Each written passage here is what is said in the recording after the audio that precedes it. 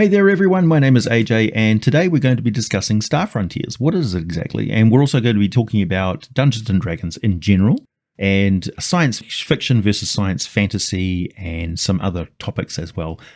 Here we go. So we need to go back first to the heyday of 1980. I lived through this period of time. Wasn't that great? Cue 1980s music. There we go. That gives us the right vibe, I think. So I'll read the description that we have at the front of the Star Frontiers campaign setting, and it'll give you a pretty good idea of what the game is all about. Near the center of a great spiral galaxy, not necessarily our one, where stars are much closer together than Earth, Sun, and its neighbors, a human race developed. They were not identical to the humans of Earth, but they were not very different either. When these humans discovered that waves of subspace pi tachyon particles could cross interstellar space faster than light, they realized they had found a link to the stars. A radio message that would have taken years to travel between stars could be sent with subspace communicators in months or even weeks. The humans started broadcasting news of themselves to the neighboring stars and soon found they were not alone.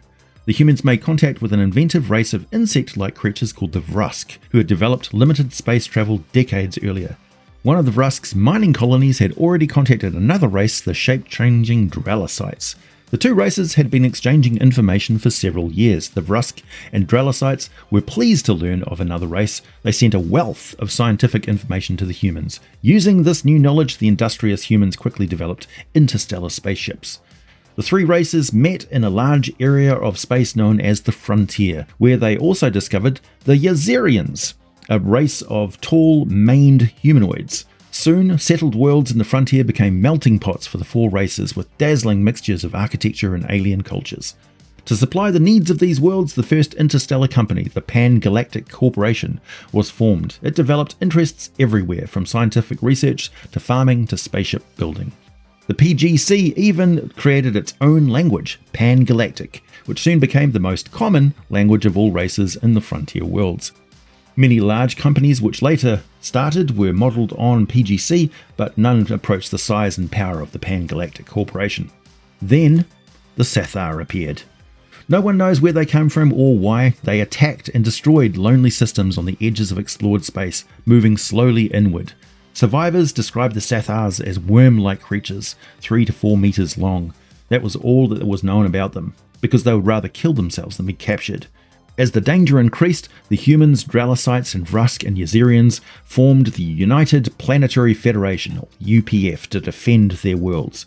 The mysterious Sathar was forced back, but before long they returned in a more sinister form.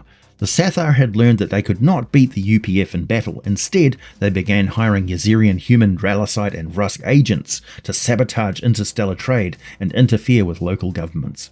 The UPF created the Star Law Rangers, an interstellar police force to track the Sathar's agents from planet to planet and fight them on their own terms. But despite the efforts of the Rangers, the sly Sathar agents had become the most dangerous threat ever to face the United Planetary Federation and the Frontier corporations. Star Frontiers was the science fiction game created by Tactical Studies Rules, or TSR, the same company that created Dungeons & Dragons. The first books were published in 1980 and were based on a different set of game mechanics than D&D. Players rolled 2 10-sided dice instead of all the unusual polyhedral dice found in D&D. The statistics used to describe the character abilities were defined as strength, stamina, dexterity, reaction speed, initiative, intuition, logic, personality, and leadership. This sounds a lot more complicated, but it really was just 2 sides to each of 4 attributes: strength and stamina, dexterity and reaction speed, intuition and logic, personality and leadership, and the initiative modifier. Humans were the default average species. The other alien character options had alterations to their game stats reflecting their special traits. Rolling the 2 10-sided percentile dice a player would use included charts and tables to generate character ability scores. Gameplay took place in either a narrative fashion or in turn-based action where each minute is divided into 6-second turns. Much like Dungeons & Dragons, characters and opponents could move and attack, use objects and so on, using their turns with the order determined by the initiative roll to see who goes first and last. As a far future game setting, movement, vehicles, and combat with ranged weapons was integral to gameplay. as were simple rules for how to handle cover, line of sight, and the distances opponents were from each other played a heavy role in the ranged combat rules, since almost all combat was between individuals armed with futuristic weapons like gyro, jet, rocket-propelled pistols and needlers, laser weapons, grenades, and so forth. The dexterity attribute determined the base percentage chance to hit a target. Subtracting modifiers for range, the player would need to roll a percentage score under the required number to score a hit on the target. Damage to the target's stamina attribute was determined by rolls of 10-sided dice based on what sort of weapon was used. A pretty simple system, very easy to use and in practice quite fast-paced. Usually monsters and such only needed stats for the number of attacks they had each turn, their initiative roll modifier or IM, their dexterity score and their stamina score. This was often based on how many player characters the monster was going up against, so it was very easy to scale adventure difficulty. The game used a lot of basic science fiction tropes. Money was handled with universal credits, holographic television was known as trivid, there were hyposprays with stimulants to restore stamina or knock opponents out, the Dungeon Master was called the Reader, and the adventures were called scenarios. Star Frontiers was quite simple, so of course it got homebrewed and house ruled by everyone who played it and loved it. There were also additions to the rules with new sourcebooks. Alpha Dawn is the original publication. There is also a revised version that came later. The original game was focused on characters and vehicles but had no rules for ship-to-ship combat in space. The Nighthawks was a continuation of Alpha Dawn, with ship-to-ship warfare built around a tactical wargame. There are also zero-gravity combat rules, rules for spaceship owners running a business, and skills characters needed to own and operate the spaceships. Later, Zebulon's Guide to Frontier Space was more like a second edition of the game. It had lots of expansions to how the game worked, and had new alien species, new territory on the galaxy, explained with info on the galactic rim, new politics, new technology, and the inclusion of psychic abilities in the game, and there was a lot of new skill stuff. It faced a lot of kickback from fans of the Alpha Dawn version because it adopted an action chart system for dice roll resolutions that was, at the time, a part of the Marvel Superheroes RPG. It was basically the Thaco chart from Advanced Dungeons Dragons, kinda, with these gradient versions of indigo and yellow and Speaking of AD&D, this is where it gets interesting, as the alien species found in Star Frontiers were directly imported into the new Spelljammer campaign setting for that game. The Yazirian species were renamed the Hadozi, the Vrask became the Rastipede, the Dracolites became the Plasmoids, and the Sathar became the Silex. I do wonder, the other new alien species of playable characters introduced in Zebulon's Guide could possibly show up now in 5th edition D&D. It seems to be about to publish some version of Star Frontiers Spelljammer Planescape hybrid. So will we see the kangaroo-like hummer species, the space dwarves known as the Ifschnit, the weird six-limbed plant clone serpent named Osaka? And it seems that the Mechanon is sort of included, as we have the 5th edition version of the Auto-Gnome, which are essentially sapient droids or robots. I should also mention that the Vrask, which became the Rastipedes, are the Thrykreen. In Star Frontiers, space travel used essentially a hyperspace drive, where ships designed to handle the vacuum of space would drop into a void space where distances were greatly truncated and travel times shortened. It's super easy to handle space travel this way, and I think this is more like what we might see Wizards of the Coast bring us rather than Spelljammer's weirdness. Maybe. In the Spelljammer fantasy-based cosmology, super huge crystal spheres may contain multiple worlds and are navigatable using ships equipped with spelljamming helms.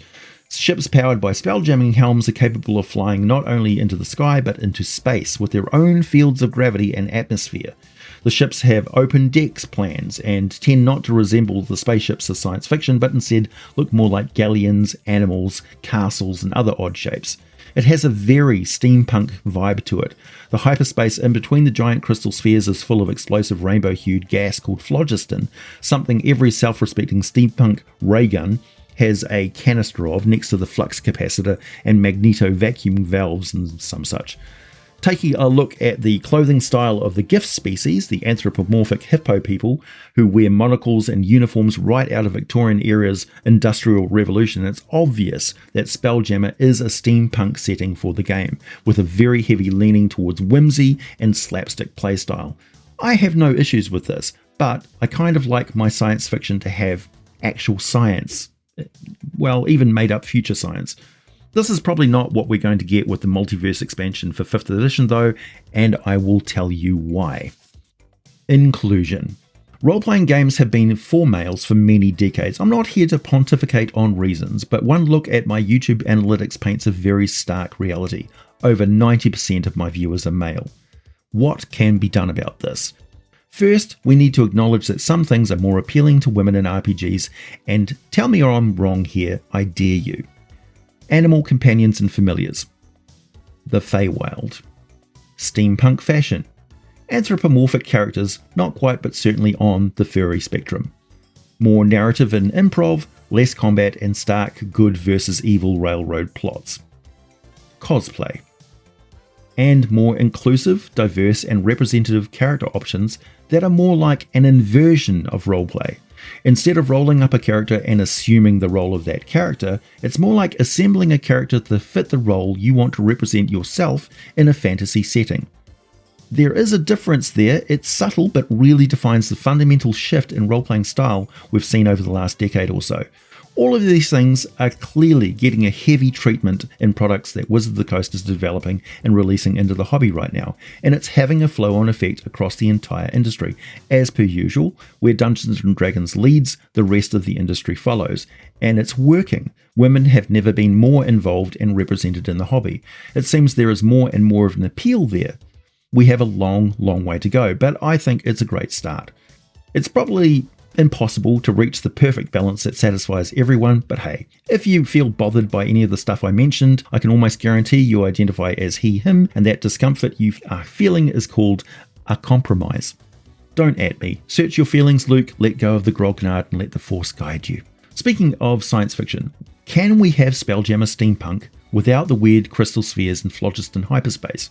Yes, absolutely.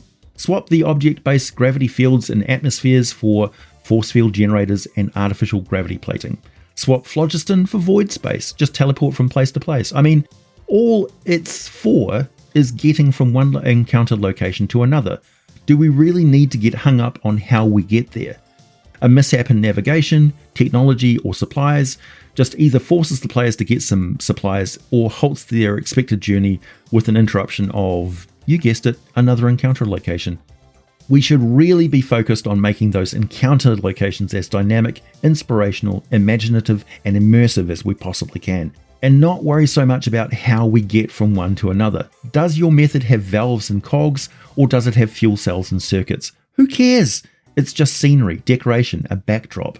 When it comes down to it, travel from one plane to another is not very different from travel from one world to another, or one parallel dimension to another, or one temporal period to another. Grab your next map, populate it with interesting stuff, and drop your players into it. What is Star Frontiers? It is science fiction as a backdrop. It is also a style for encounter locations, so maglev trains, skimmercraft, matter transporters, droids, anti-gravity backpacks, force fields. All of these things can already be handled with existing game mechanics for spells. We do not need to reinvent the magic system in D&D. It works perfectly fine for spells, spell-like supernatural abilities, and for advanced technologies. Does it go whir, hiss, click, beepity bee boop, or abracadabra? The result is the same. Thanks for listening, everyone. I'll catch you again soon.